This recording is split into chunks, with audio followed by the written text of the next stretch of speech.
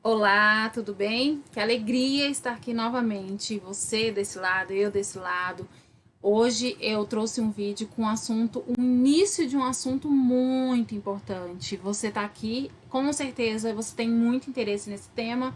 E mais do que isso, né? Você tem interesse num tema atualizado, como é o que tenho trazido aqui neste momento. Quem estuda, quem é estudante de concurso, quem é graduando em pedagogia, sabe a importância da Lei 9394 de 96. E é por isso que você está aqui, e é por isso que eu estou gravando agora, no ano de 2000, esta lei novamente, visto que a gente tem algumas alterações, diversas alterações importantíssimas que a gente trouxe aí desde a reforma do ensino médio e vem trazendo, né, a LDB vem sido atualizada constantemente. Para quem não me conhece ainda, meu nome é Fernanda Lima, sou professora de conhecimentos pedagógicos há alguns anos já e trago no meu YouTube alguns conhecimentos pedagógicos mais cobrados em provas de concurso. Para quem é estudante de pedagogia, o canal serve? Serve também. Só que o foco aqui tem sido sempre como as bancas de concursos cobram esses assuntos. E aí é até legal, né, para a gente ver essa dicotomia mesmo, para a gente dar uma analisada de como a academia se comporta e como as bancas de concurso se comportam. Então, você, concurseiro, que está tentando passar em algum concurso aí de educação, caso você ainda não esteja inscrito no meu canal, eu peço a gentileza de se inscrever. Vocês não sabem o quanto é importante para o profissional que grava aulas online ter a inscrição de vocês. É o nosso balizador. A partir do momento que você se inscreve, que você curte, compartilha esse vídeo, comenta esse vídeo, eu tenho noção se o conteúdo que eu estou fornecendo está fazendo sentido para você. Então, eu vou te pedir humildemente que se inscreva no canal e, se puder, deixe uma mensagem, deixe aí o seu curtir neste vídeo. Seguinte, LDB é enorme, são 93 artigos e a gente precisa fragmentar. Então, vou te explicar como vai ser a dinâmica deste vídeo e de todos os outros vídeos que eu já estou gravando. A gente sabe que estudar lei, ela requer um cuidado, ela requer uma dedicação maior, porque é uma forma de estudar diferente de outros conteúdos, a dinâmica é outra. Assim como vários outros professores, eu não estou aqui inventando roda, eu não estou aqui trazendo nenhuma novidade, eu também dividi a LDB por tópicos, por assuntos. Por que isso? Para ficar mais fácil a gente assimilar. A partir do momento que a gente traz por temáticas, fica muito mais fácil de assimilar na hora que a gente estiver estudando. Muito mais fácil de assimilar quando a gente estiver resolvendo uma questão de prova. Então, assim como outros professores que ministram também a matéria, esse conteúdo, eu vou separar por tópicos e fica muito mais legal para vocês. Seguinte, tem outro assunto aqui antes de a gente começar a aula. Muitos alunos perguntam se podem estudar por esse meu livro. Eu tenho esse livro aqui publicado em conjunto com a professora Fabiana Firmino. É uma LDB esquematizada e comentada para concurso, ou seja, é excelente, é muito boa, porque facilita na hora de você entender.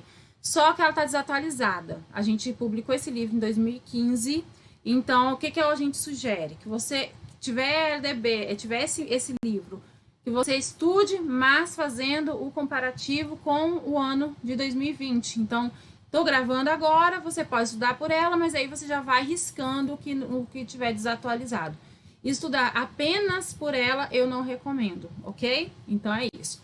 Pessoal, vamos começar. A nossa aula hoje vai trazer muito conteúdo. É muito importante que vocês estejam atentos, que vocês pausem o vídeo quando vocês tiverem alguma dúvida, que vocês voltem e leiam o seguinte. Tem coisa que a gente vai falar que para mim vai ser muito claro, eu vou tentar detalhar o máximo aqui, mas pode ser que você ainda assim fique com dúvida. Deixa aqui que a gente vai respondendo, tá bom? Quem ainda não curtiu o vídeo, por favor, curta, tá? Deixa aí sua curtida, porque é muito importante para mim. Quero agradecer todo o carinho que eu tenho recebido nas redes sociais com os vídeos que eu tenho postado. Eu fico muito feliz, eu agradeço demais vocês. Então, beleza, agora a gente pode começar a aula. Vamos lá. A gente vai estar na primeira parte da Lei 9394 de 96. Uma das aulas, né, a gente vai trazer um início, vai trazer uma contextualização e os primeiros artigos da nossa lei. E aí, pessoal, antes de a gente começar a estudar, antes de a gente entrar exatamente na lei, eu preciso fazer um nivelamento com vocês. As simbologias da lei. não é todo mundo que tem familiaridade com essa simbologia, não são todas as pessoas que conhecem. Então é muito importante que a gente saiba, né, quais são as simbologias dessa lei. Eu trouxe para você. Muitas pessoas podem já estar com esse assunto findado, mas tem aluno que está lendo pela primeira vez, que está aqui no canal, que nunca teve contato com a LDB. Então eu trouxe a simbologia, que é a seguinte, vamos lá, olha só. Quando possui mais de um parágrafo, estes usam numeração ordinal, com símbolo, que é esse símbolozinho aí, ó, que significa parágrafo. Então, a gente vai falar parágrafo primeiro, parágrafo segundo. Já os incisos, eles vêm como números romanos, algarismos romanos. Então, inciso primeiro, segundo, terceiro. E aí, para finalizar, a gente vai ter as alíneas dos artigos. Elas são identificadas com as letras minúsculas, às vezes em itálico. Alíneas A, B, C e por aí vai. Acho que agora a gente está pronto para começar a aula, né, pessoal? A gente traz aqui a Lei 9394, ela foi implantada, publicada em 96, em dezembro de 96, e ela traz as diretrizes e bases da educação brasileira. Significa que é a nossa maior lei educacional, que vai reger as instituições públicas e instituições privadas.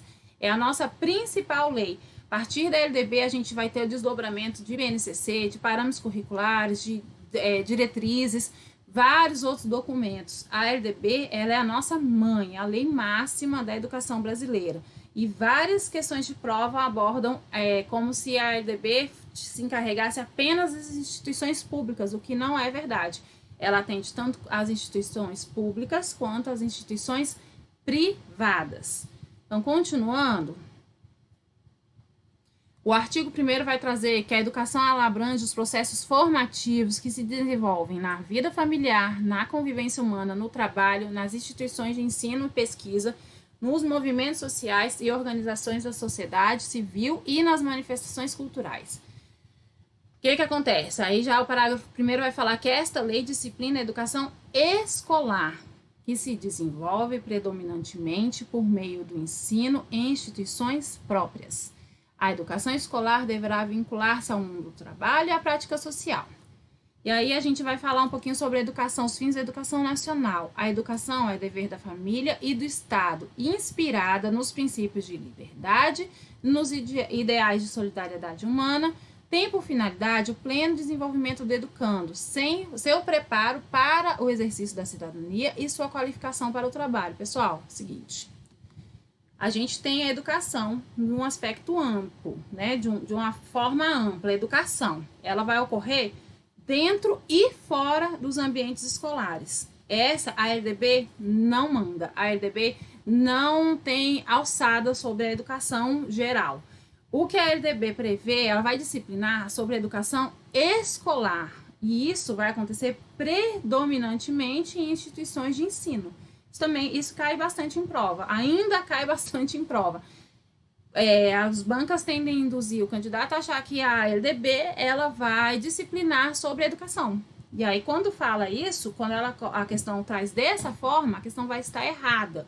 Porque a lei é clara, ela vai disciplinar sobre a educação escolar. Continuando. O artigo 3º vai trazer que o ensino será ministrado com base nos seguintes princípios. Aí ele vai elencar vários princípios. Pessoal, eu marquei aí, eu já deixei marcado para vocês os que mais caem em provas. Então, se você estiver fazendo seu resumo, já deixa um asterisco, lá na frente você vai fazer questões de prova, você vai procurar responder questões e você vai se recordar do que eu falei.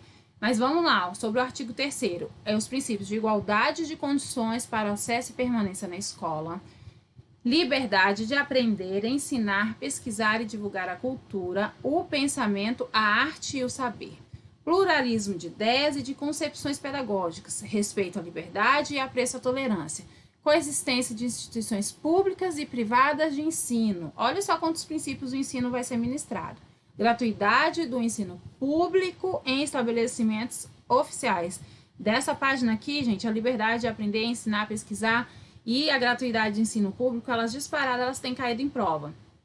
Eu não marquei pluralidade de ideias e concepções pedagógicas, mas também cai. Se vocês quiserem marcar, podem marcar aí. Continuando, valorização do profissional da educação escolar, gestão democrática do ensino público na forma desta lei e da legislação do sistema de ensino, garantia de padrão de qualidade, valorização da experiência extraescolar, vinculação entre a educação escolar, o trabalho e as práticas sociais, consideração com a diversidade étnico-racial, garantia do direito à educação e à aprendizagem ao longo da vida. Pessoal, aqui dessa outra página, valorização do profissional da educação e garantia do direito à educação caem bastante em prova como os princípios, né, mencionados no artigo 3º. E aqui a gente vai trazer o artigo 4º, que vai falar sobre a do direito à educação e dever de educar. O dever do Estado com a educação escolar pública será efetivado mediante garantia de... Pessoal, podem riscar, pode dar uma pausa aí.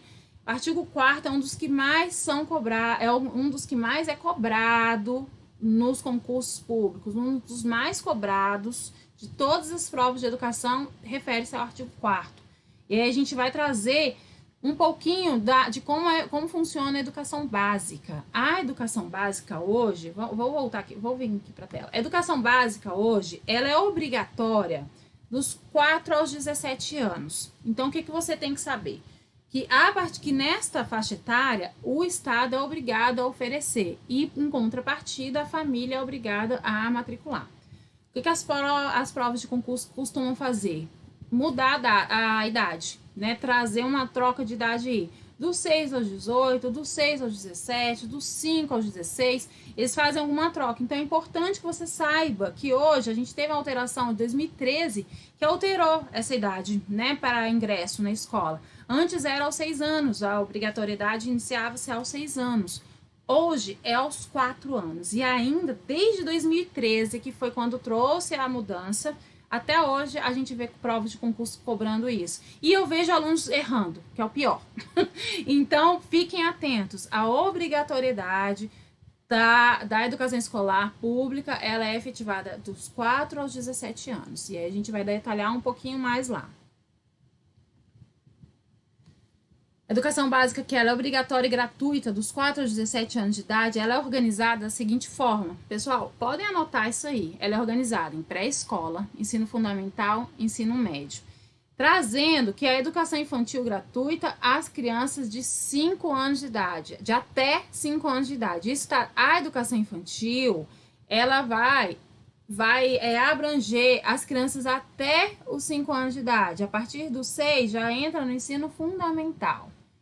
O atendimento educacional especializado gratuito aos educandos com deficiência, transtornos globais de desenvolvimento, altas habilidades ou superdotação, transversal a todos os níveis, etapas e modalidades, preferencialmente na rede regular de ensino. Pessoal, também cai bastante em provas daqui. As bancas perguntam, o atendimento às pessoas com deficiência e todos esses outros que eu acabei de ler, são exclusivos na rede regular de ensino? Não. Preferencialmente em rede regular de ensino. Então, pode ser que aconteça em outras localidades, em situações especializadas? Sim, mas de preferência na rede regular de ensino. E aí, continuando, a gente ainda vai trazer acesso público e gratuito aos ensinos fundamental e médio para todos que não os concluíram na idade própria. Isso, gente, também é uma alteração lá de 2013. Acesso aos níveis mais elevados de ensino, da pesquisa e da criação artística segundo a capacidade de cada um. Oferta do ensino regular, do ensino noturno regular, adequado às condições do educando. Vocês viram que eu marquei isso daí? Isso aqui é em prova.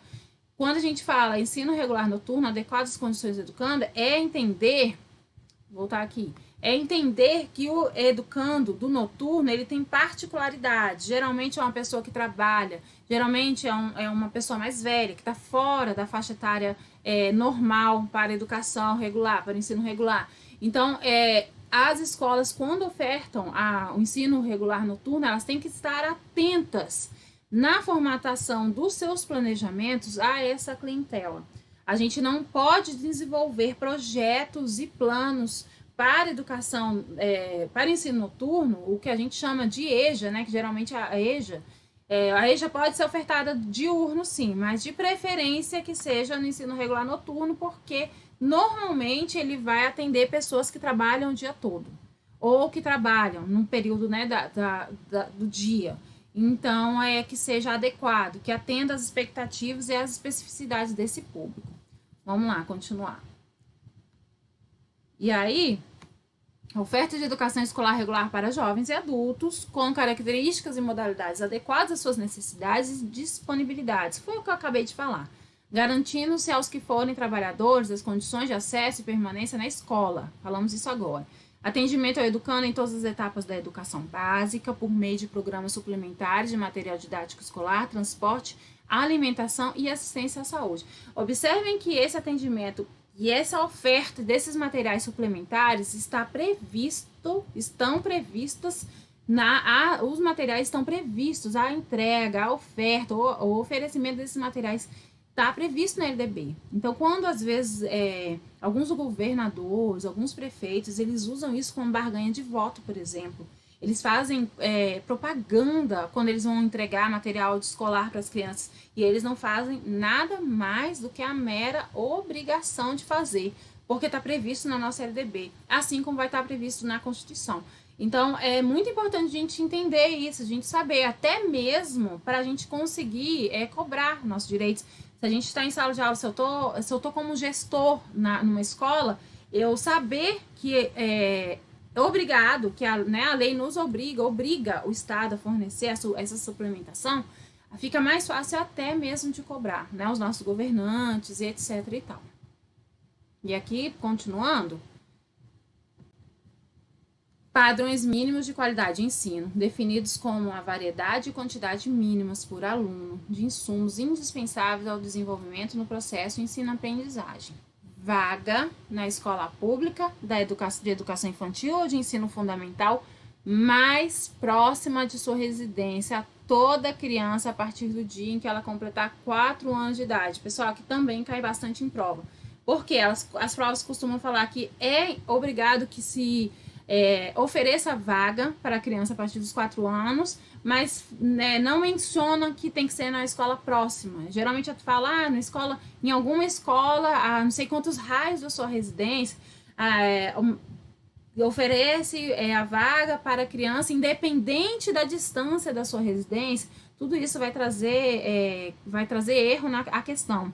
Então, é importante que vocês saibam que, além da oferta de vagas a partir dos 4 anos, que é quando torna-se obrigatório, também tem que ser pertinho de casa.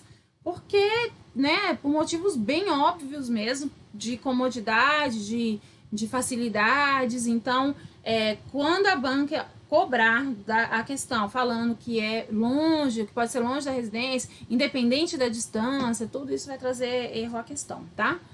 E aí, continuando, é assegurado atendimento educacional durante o período de internação ao aluno da educação básica internado para tratamento de saúde em regime hospitalar ou domiciliar, por tempo prolongado, conforme dispuser o poder público em regulamento, na esfera de sua competência federativa. Então, é assegurado esse direito também.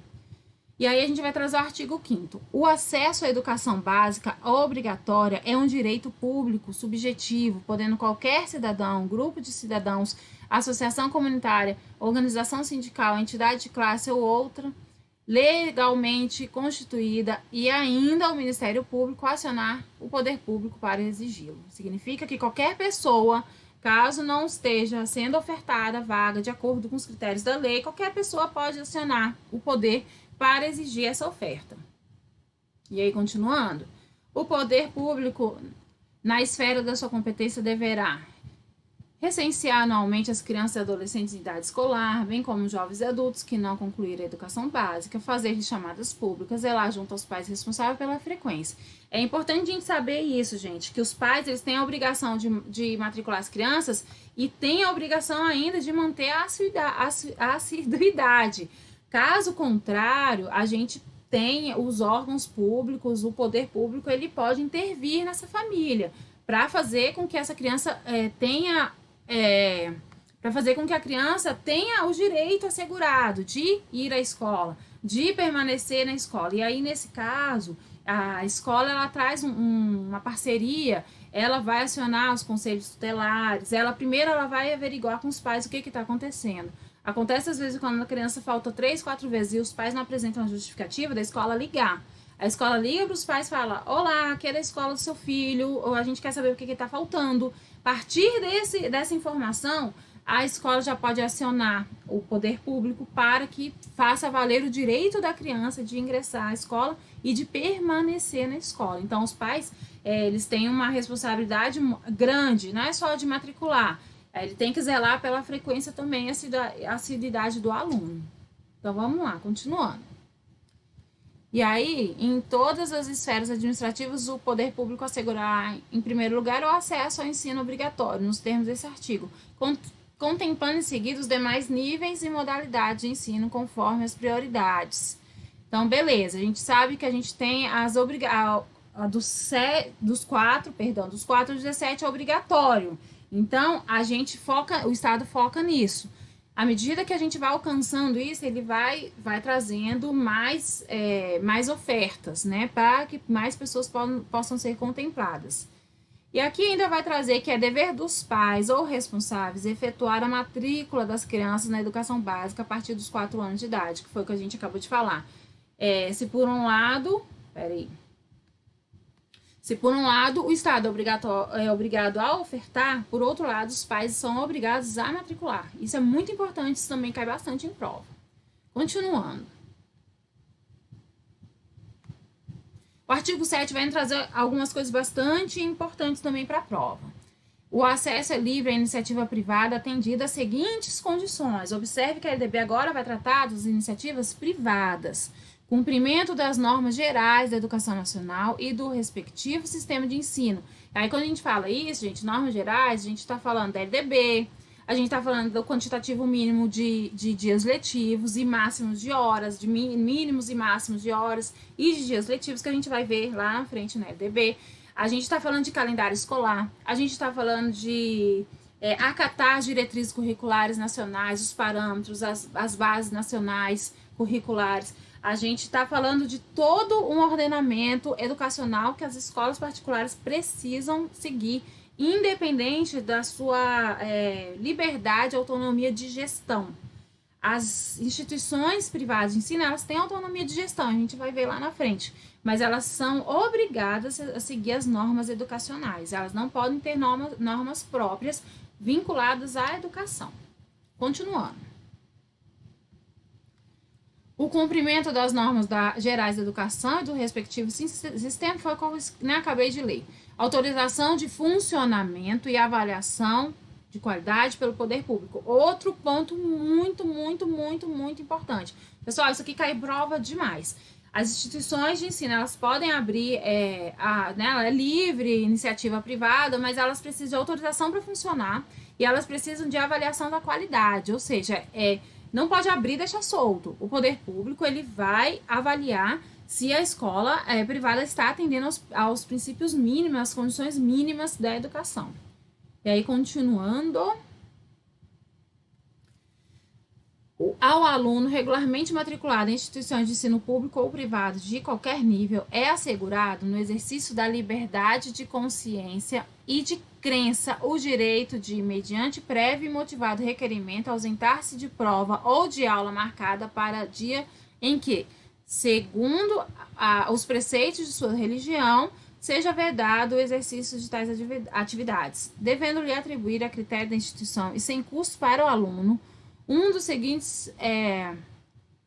uma das seguintes prestações alternativas nos termos do inciso 8º do caput do artigo 5º da Constituição. Gente, o que ela fala lá? Prova ou aula de reposição, conforme o caso... vamos voltar aqui. Vamos lá. Seguinte. Deixa eu explicar aqui esse artigo 7A. Tem uma religião que é adventista do sétimo dia, que eles não podem fazer atividades depois do pôr do sol ou até o pôr do sol. Quem for adventista, detalhe aqui, por favor, porque tenha uma regra específica, assim como outras religiões também tem algumas regras específicas de não poder realizar atividade, não poder participar de eventos.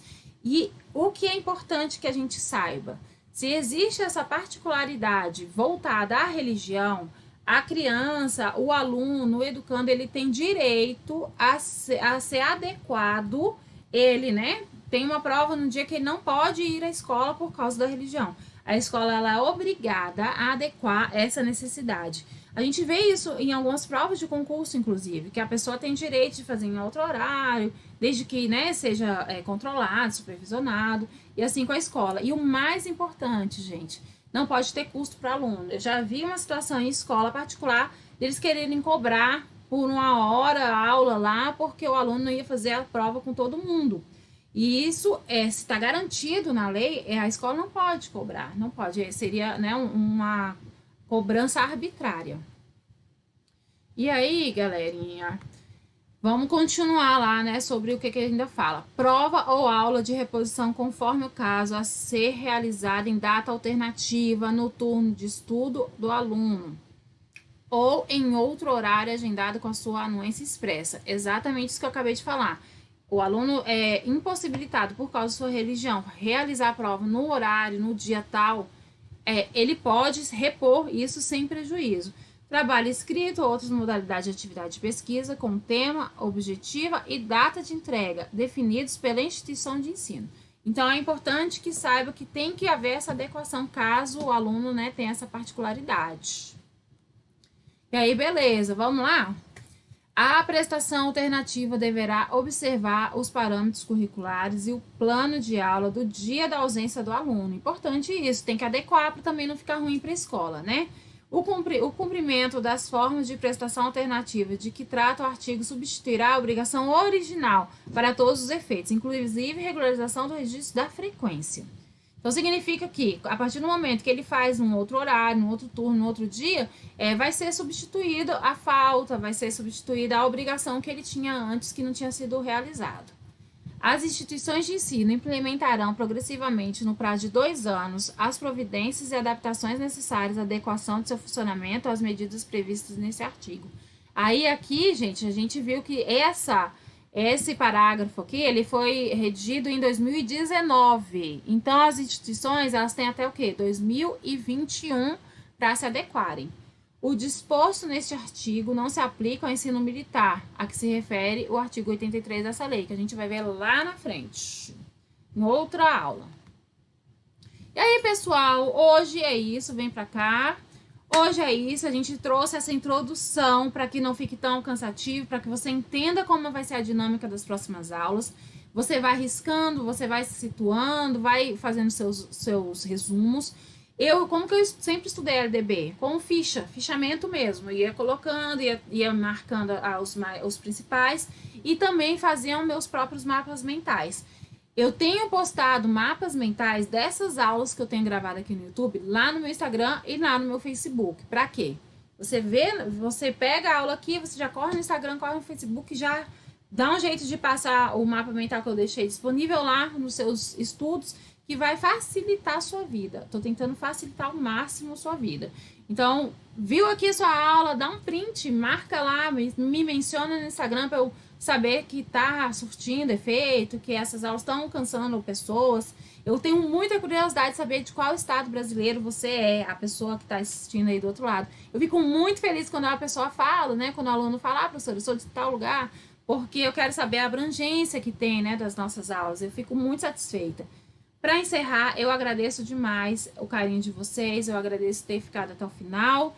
Bons estudos, eu desejo muito sucesso na sua jornada de estudante, eu desejo que vocês sejam muito felizes e, se precisar, sempre contem comigo, tá? Até a aula 2, um beijo, fiquem com Deus, tchau, tchau!